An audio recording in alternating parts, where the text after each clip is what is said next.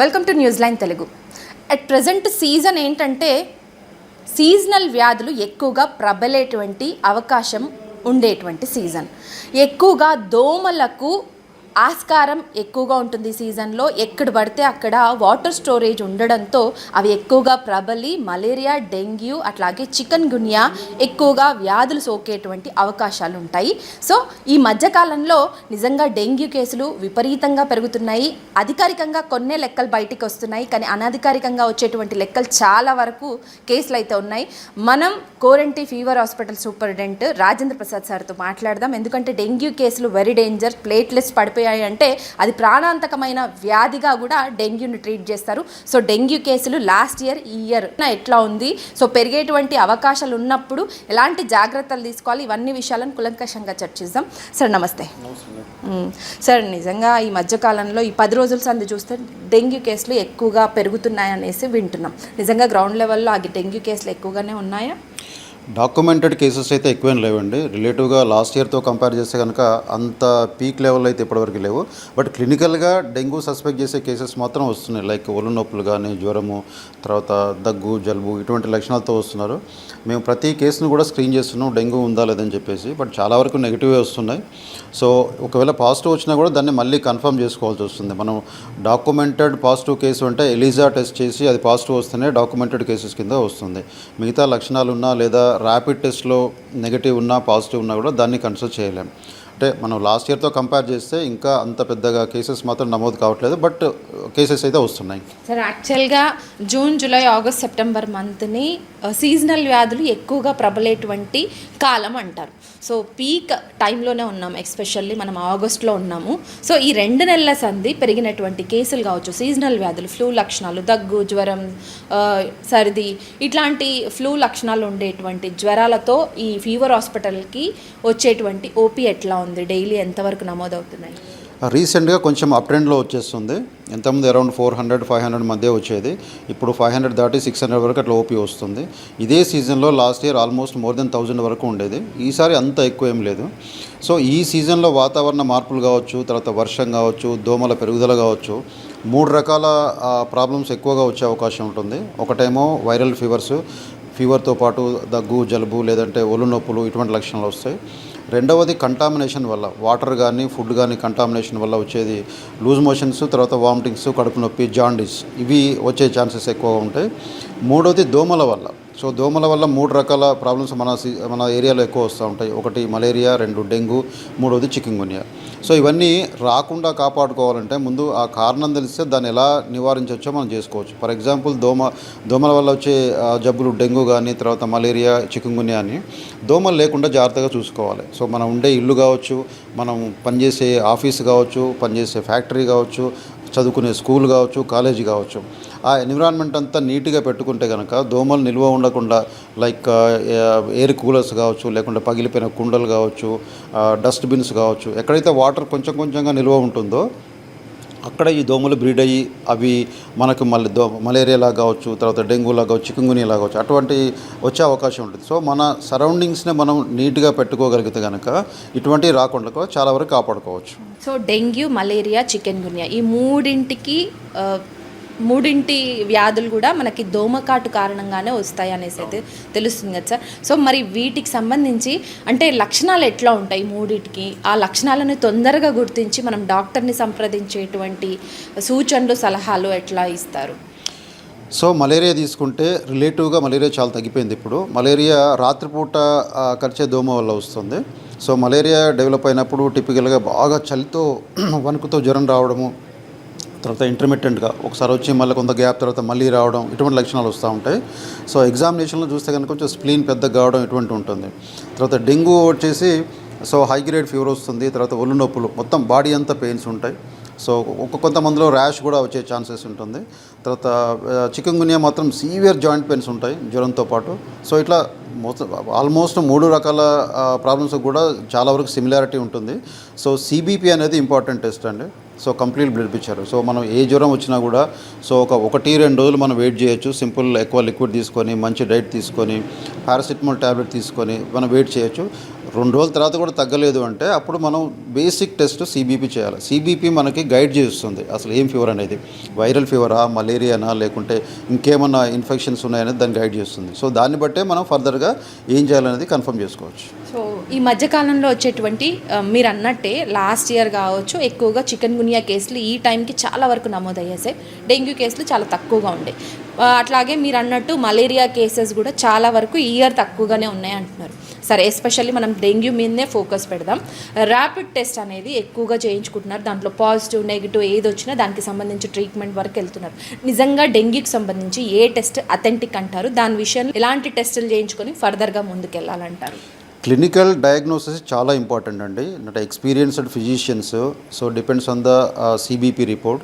దాన్ని బట్టి మనం స్ట్రాంగ్గా సస్పెక్ట్ చేయొచ్చు పేషెంట్కు డెంగ్యూ ఉందా లేదనే సంగతి. దాని తర్వాత మనకు అవైలబిలిటీని బట్టి కొన్ని చిన్న హాస్పిటల్ అయితే ర్యాపిడ్ టెస్ట్ ఉంటుంది, అది చేసుకోవచ్చు. బట్ అథెంటిక్ స్టాండర్డ్ టెస్ట్ అనేది Eliza test.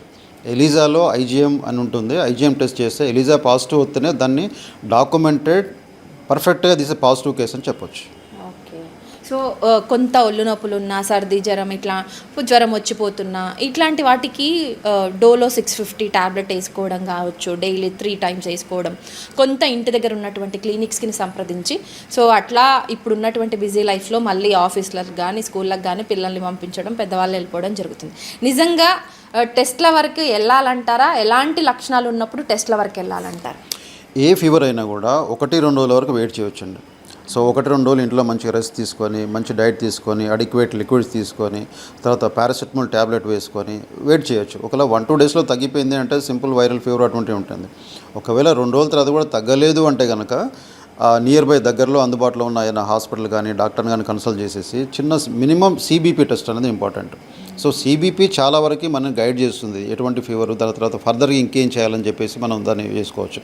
So CBP test చేయకుండా, లేకుంటే డాక్టర్ని కన్సల్ట్ చేయకుండా, పారాసిటమాల్ కాకుండా ఇంకెటువంటి మందులు వాడడానికి మంచిది కాదు. పర్టికులర్లీ ఓవర్ ద కౌంటర్ లేదంటే సమ్ ఆఫ్ ద డాక్టర్స్ కూడా అసలు ఫీవర్ ఏదో డయాగ్నోస్ కాదు, బట్ హయ్యర్ యాంటీబయాటిక్స్ ఇస్తూ ఉంటారు.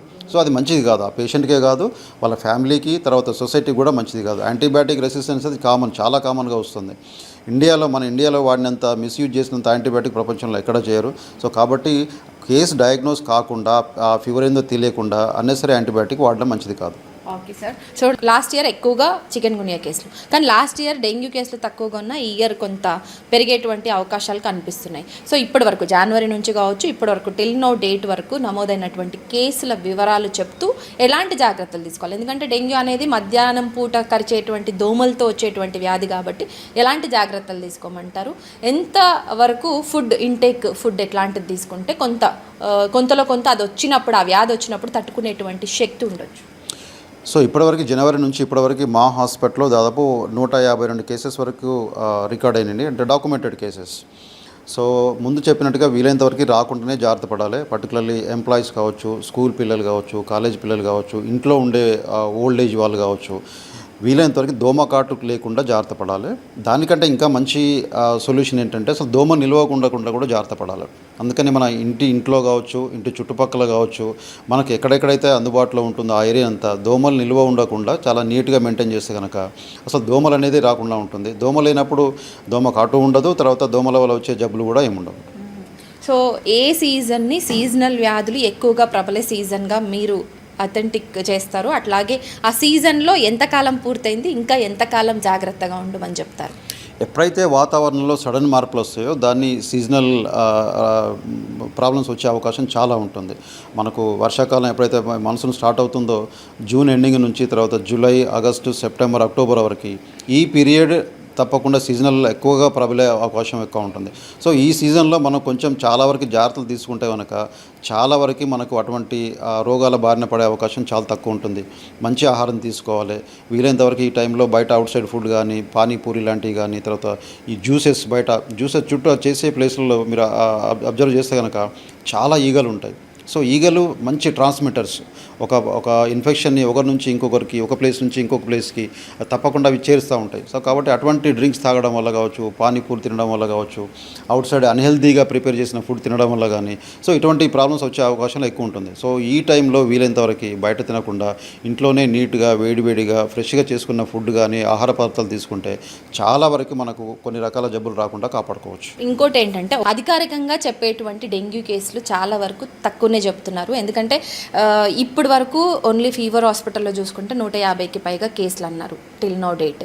బట్ అనధికారికంగా ఇంకా ఎక్కువగా నమోదవుతున్నాయి అన్న ఇన్ఫర్మేషన్, ఆరోపణలు కూడా బయట వినిపిస్తున్నాయి. దానికి ఎలాంటి సమాధానాలు చెప్తారు? ఇక్కడే 150 కేసెస్ అంటే గాంధీ కావచ్చు, ఉస్మానియా కావచ్చు, ఇంకా గవర్నమెంట్ హాస్పిటల్స్లో వివిధ జిల్లాల్లో కూడా ఉన్నటువంటి పెద్ద పెద్ద హాస్పిటల్స్ ఏ విధంగా నమోదవుతున్నాయి మీ వరకు ఉన్నటువంటి ఇన్ఫర్మేషన్? ఎక్కడ పాజిటివ్ వచ్చినా అంటే ఇది గవర్నమెంట్ సెక్టర్ కావచ్చు, ప్రైవేట్ సెక్టర్ కావచ్చు, ఎక్కడ కూడా డెంగ్యూ అంటే మనకు కొన్ని జబ్బులు ఉంటాయి. అవన్నీ ఎక్కడ పాజిటివ్ వచ్చినా కూడా we have to notify it. Concerned డిపార్ట్మెంట్కి మనం తప్పకుండా నోటిఫై చేయాలి. సపోజ్ ఇప్పుడు మా దగ్గర ఒక డెంగ్యూ పాజిటివ్ వచ్చినప్పుడు ఆ కన్సర్న్ పర్సన్ ఏ లొకేషన్ నుంచి వచ్చిండు, తర్వాత ఏరియాలో ఉంటాడు, అవన్నీ మనం నోటిఫై చేయడం వల్ల ఏంటంటే అక్కడ ఆ కన్సర్న్ డిపార్ట్మెంట్ వాళ్ళు అక్కడ ఆ ఏరియాని వెరిఫై చేసేసి నీట్గా ఉండి అక్కడ దోమలు పెరుగుతున్నాయా లేదా ఇవన్నీ చేసి సో ప్రివెంటివ్ మెజర్ తీసుకునే అవకాశం ఉంటుంది. సో ఏ హాస్పిటల్ అయినా పర్లేదు, ప్రైవేట్ అయినా, ఉస్మానియా, గాంధీ, ఫీవర్ హౌస్లో ఎక్కడైనా సరే ఇటువంటి ఫీవర్ కేసెస్ పాజిటివ్ వచ్చినప్పుడు తప్పకుండా మేము కన్సర్న్ పర్సన్స్కి ఇన్ఫార్మ్ చేస్తాం. సో ఈ మధ్యకాలంలో డెంగ్యూకి కొంచెం భయపడతారు, ఎందుకంటే అది ప్రాణాంతకమైనటువంటి వ్యాధిగా ట్రీట్ చేస్తారు. ఎందుకంటే ప్లేట్లెట్స్ కొంత తగ్గిపోతుంటాయి కాబట్టి ప్రైవేట్ హాస్పిటల్స్కి పరుగులు పెడతారు సార్ చాలామంది. అసలు కానీ అక్కడ ట్రీట్మెంట్కి ఇక్కడ ట్రీట్మెంట్కి తేడా ఏంటి? డబ్బులు ఎక్కువ తీసుకున్నంత మాత్రాన హైజీనిక్ ట్రీట్మెంట్ ఏమన్నా ఉంటుందా? అక్కడికి వెళ్ళినంత మాత్రాన తొందరగా ఆ వ్యాధి నయమైనటువంటి అవకాశాలు ఉంటాయి సార్. ఎట్లా ఉంటుంది తేడా? అది పెద్ద అపోహ అండి. ఒక జబ్బు వచ్చిన తర్వాత అది ఏ మనిషికైనా ఒకటే రకంగా ఉంటుంది, తర్వాత ఏ హాస్పిటల్ అయినా ట్రీట్మెంట్ ఒకటే రకంగా ఉంటుంది. సో ప్రతిదానికి మనకి గైడ్లైన్స్ ఉంటాయి. ఇప్పుడు డెంగ్యూ ఫీవర్ తీసుకుంటే కనుక ఇండియన్ గైడ్లైన్స్ ఉన్నాయి. అంటే డెంగ్యూ ఫీవర్ డయాగ్నోస్ అయిన తర్వాత ఎలా డయాగ్నోస్ చేయాలి, దాన్ని ఎలాంటి ట్రీట్మెంట్ ఇవ్వాలి, ఏ సందర్భాల్లో ప్లేట్లెట్ ఎక్కించాలి, ఏ సందర్భాల్లో ప్లాస్మా లీకేజ్ వచ్చినప్పుడు దాన్ని ఎలా మేనేజ్ చేయాలి, అది స్టాండర్డ్ గైడ్లైన్స్. అది ఇండియన్ గైడ్లైన్స్, ఇండియన్ గవర్నమెంట్ ఇచ్చిన గైడ్లైన్స్ అది. సో అది ఎవరికైనా ఒకటే, ఫీవర్ హాస్పిటల్ అయినా అదే గైడ్లైన్స్ ఉంటాయి, ఉస్మానియా అయినా అదే ఉంటుంది, ప్రైవేట్ హాస్పిటల్ పోయినా కూడా అదే గైడ్లైన్స్ ఉంటుంది.